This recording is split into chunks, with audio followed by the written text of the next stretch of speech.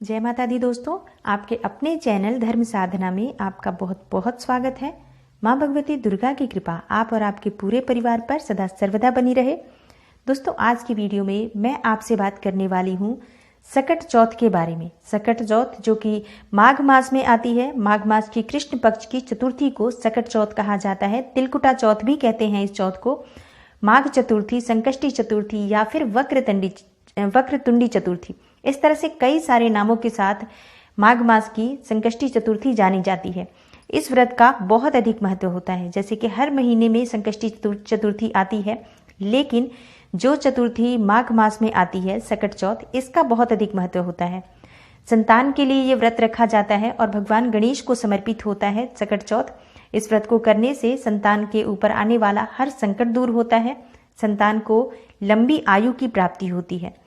दोस्तों, आज की वीडियो में मैं आपसे सकट चौथ के बारे में सभी जानकारी शेयर करने वाली हूं। जैसे कि हमें व्रत किस दिन रखना है, क्योंकि तिथि का थोड़ा सा कंफ्यूजन है, किस दिन हमें ये व्रत रखना है, 31 जनवरी को रखें या 1 फरवरी को रखें।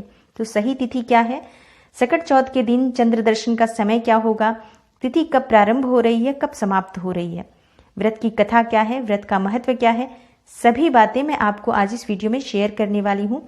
तो वीडियो को पूरा जरूर देखें और अगर आपको आज की वीडियो अच्छी लगे तो इसे लाइक करें और ज़्यादा से ज़्यादा इस वीडियो को शेयर करें। बात करें कि सकट चौथ का महत्व क्या है। दोस्तों, इस व्रत का इतना अधिक महत्व है कि जो भी माताएं इस व्रत को रखती हैं, उनके संतान की रक्षा स्वयं गणेश जी करते हैं। ऐसा भगवान शिव ने स्वयं कहा है कि जो भी लोग गणपति के संकट मोचन स्वरूप की पूजा करेंगे, उनके सभी संकट गणपति दूर करेंगे। तो माताएं इस व्रत को रखती हैं अपने संतान की लंबी आयु के लिए, हर संकट से उनकी संतान की रक्षा हो, उनके परिवार की रक्षा हो, इसके लिए ये व्रत रखा जाता है। संकष्टी चतुर्थी जैसे कि नाम से ही ज्ञात होता है, हर संकट को दूर करने वाला, हर संकट को हरने वाला। इस व्रत में भगवान गणेश जी की पूजा की जाती है और चंद्रमा को अर्घ्य देकर ये व्रत पूरा किया जाता है। तो कैसे करें भगवान गणेश की पूजा, सबसे पहले पूजा की विधि जानते हैं। दोस्तों, इस व्रत में भगवान गणेश जी की मिट्टी से बनी हुई मूर्ति की पूजा की जाती है। जैसे मिट्टी से ही गौरी गणेश बनाया जाता है और उनकी पूजा की जाती है। आज के दिन मंदिर जाकर भी भगवान गणेश की पूजा जरूर करनी चाहिए अगर संभव हो तो। जैसे कि भगवान गणेश की जब आप पूजा करें, उनको पीले पुष्प अर्पित करें और पीले वस्त्र आज भगवान गणेश को जरूर अर्पित करने चाहिए। और आज के दिन आपको चाहिए पीले फल, पीले नैवेद्य भगवान गणेश को अर्पित करें। गुड़ का प्रसाद भगवान गणेश को बहुत प्रिय है, तो गुड़ और घी का भोग लगाएं तो बहुत ही श्रेष्ठ होता है। गुड़ और घी का भोग भगवान गणेश को बहुत प्रिय है। इस भोग को लगाने से संतान के जीवन में सुख की वृद्धि होती है और हर तरह से मंगल होता है। उसका जीवन, आने वाला जीवन जो होता है, संकटों से दूर होता है। तो आज के दिन गुड़ और घी का भोग जरूर लगाना चाहिए। दूर्वा भगवान गणेश को जरूर अर्पित करें और भगवान गणेश को शकरकंद या अमरूद का भोग या फिर गन्ने का भोग लगाना भी बहुत शुभ माना जाता है। तिल और गुड़ का प्रसाद आज चढ़ाया जाता है भगवान को, इसीलिए आज के जो सकट चौथ है इसको तिलकुटा चौथ भी कहा जाता है। तिल के लड्डुओं का भोग बनाकर और भगवान गणेश को अर्पित करें। तिल और गुड़ का पहाड़ बनाकर भगवान गणेश को अर्पित किया जाता है। भगवान गणेश को प्रसन्न करने के लिए उनके मंत्रों का जाप करें, गणेश चालीसा का पाठ करें, गणेश जी की स्तुति का पाठ करें और संकट नाशन गणेश स्तोत्र का पाठ करें। आज के दिन भगवान गणेश की अधिक से अधिक उनके मंत्रों का जाप, उनके नाम का जाप, उनकी स्तुति का जाप अगर आप करते हैं, बहुत ही शुभ आपको इसकी फल की प्राप्ति होती है। भगवान गणेश की पूजा के बाद चंद्रमा के दर्शन करके उनको अर्घ्य देकर ये व्रत पूरा किया जाता है।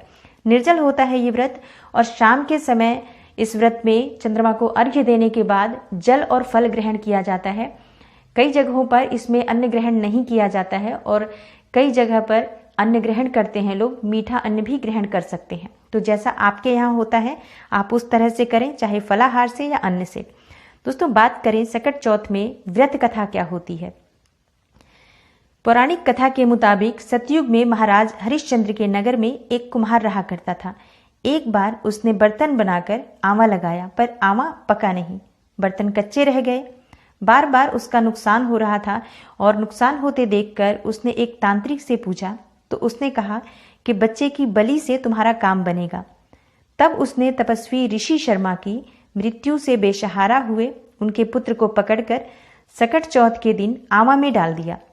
लेकिन बालक की माता ने उस दिन गणेश जी की पूजा की थी और बहुत तलाशने के बाद जब उन्हें उनका पुत्र नहीं मिला तो उन्होंने गणेश जी से प्रार्थना की।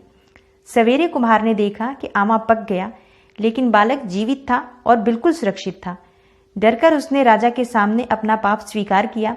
राजा ने बालक की माता से इस चमत्कार का जब रहस्य पूछा तो उसने गणेश की पूजा के विषय में बताया। तब राजा ने सकट चौथ की महिमा स्वीकार की और पूरे नगर में गणेश की पूजा का आदेश दिया। तब से कृष्ण पक्ष की चतुर्थी को संकट हरिणी माना जाता है और जो भी इस व्रत को करता है उसके जीवन के सभी विघ्न गणपति जी दूर करते हैं। तब से माताएं इस व्रत को करती हैं अपने संतान की रक्षा के लिए, अपने संतान के दीर्घायु के लिए और अपने संतान के सुखमय जीवन के लिए। इस व्रत को करने से संतान के जीवन में आ रही हर बाधा दूर होती है। अगर शिक्षा में कोई बाधा है तो वो भी दूर होती है। अगर किसी तरह से संतान बीमार रहती है तो भी इस व्रत को करने से संतान की रक्षा बीमारी से होती है, बुरी नज़र से होती है, हर तरह के संकट से संतान की रक्षा होती है। बात करें कि इस बार सकट चौथ का व्रत कब करना है, किस दिन करना है, तो सबसे पहले मैं आपको बता दूं तिथि कब प्रारंभ हो रही है, कब समाप्त हो रही है। दोस्तों, चतुर्थी तिथि प्रारंभ हो रही है 31 जनवरी 2021 को 8:24 पर रात्रि में और चतुर्थी तिथि समाप्त हो रही है 1 फरवरी को 6:24 पर शाम के समय। तो चतुर्थी तिथि में जो व्रत का महत्व होता है वो चंद्रमा को अर्घ्य देने का होता है। चंद्रमा को अर्घ्य चतुर्थी तिथि में ही दिया जाता है, जबकि 1 फरवरी के दिन उदया तिथि हमें चतुर्थी तिथि में मिल रही है, लेकिन शाम के समय जो चंद्रोदय का समय है वो पंचमी तिथि में आ जाएगा, जिसकी वजह से 1 फरवरी को हम चतुर्थी तिथि का व्रत अगर रखते हैं तो जो हम चंद्रमा को अर्घ्य देंगे वो समय परिवर्तित हो जा रहा है, तिथि परिवर्तित हो जा रही है। तो चतुर्थी तिथि का व्रत रखा जाएगा 31 जनवरी दिन रविवार को और चंद्रोदय का समय होगा 8:40 पर। रात्रि में 8:40 पर 31 जनवरी को हम चंद्रमा को अर्घ्य देंगे और ये व्रत पूर्ण होता है। तो दोस्तों, इस तरह से चंद्रमा के दर्शन का समय और ये संपूर्ण तिथि मैंने आपको बताई। उम्मीद करती हूँ कि ये वीडियो आपको लाभ अवश्य देगी और आपको थोड़ी सी भी अच्छी लगी हो ये वीडियो तो लाइक ज़रूर करें, शेयर करें इस वीडियो को ज़्यादा से ज़्यादा।